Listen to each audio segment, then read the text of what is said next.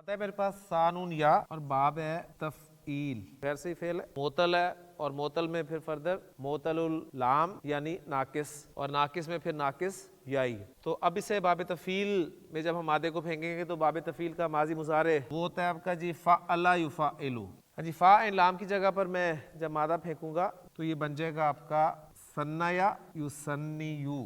باب تفعیل کا مصدر جو آپ جانتے ہیں وہ ہے تفعیل، اسی نام پر ہے، لیکن ناقص سے فعل ناقص سے باب تفعیل کا جو مصدر آتا ہے وہ تفعلتن کے وزن پر آتا ہے۔ جب یہ مادہ ڈالیں گے تو کیا بنے گا؟ تثنیتن۔ تو جو تثنیہ آپ اکثر بولتے ہیں جی یہ تثنیہ ہے، اصل میں کیا ہے؟ مثنیٰ بنانا۔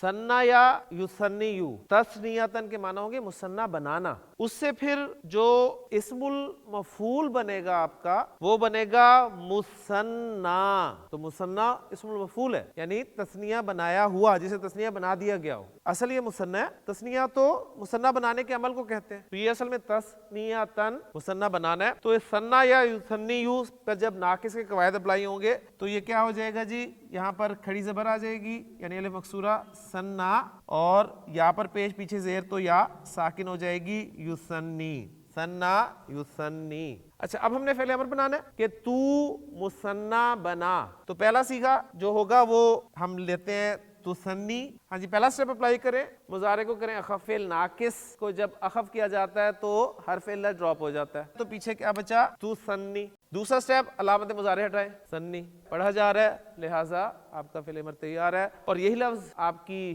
کتاب میں پہلا لفظ ہے آپ کی ایکسرسائز کا کہ ثنی، تو مثنیٰ بنا، فعل اور فاعل۔ کس کو مثنیٰ بنا؟ آگے مفعول آ رہا ہے الکلماتی، الکلمات کو، اور یہاں پر الکلمات کون سی رابع حالت میں ہے؟ نصب میں۔ جمع سالم مؤنث کی حالت نصب جو ہے وہ زیر کے ساتھ ہی آتی ہے، آتن اور آتن۔ تو ثن الکلماتی، کلمات کو مثنیٰ بنا، کون سے کلمات؟ التی، غیر عاقل کی جمع ہے تو اس کے لیے اس میں موصول جو ہے وہ واحد مؤنث استعمال ہو رہا ہے، التی وہ کلمات جو تحتہا۔ اب ہا کی ضمیر کس کے لیے آ رہی ہے؟ کلمات کے لیے، غیر عاقل کی جمع کے لیے ضمیر بھی واحد مؤنث، تو ساری چیزیں اس میں اکٹھی ہو گئی۔ التی تحتہا وہ کلمات جن کے نیچے خطن، خط ہے، خط کیا؟ لائن۔ تو ثن الکلمات التی تحتہا خطن۔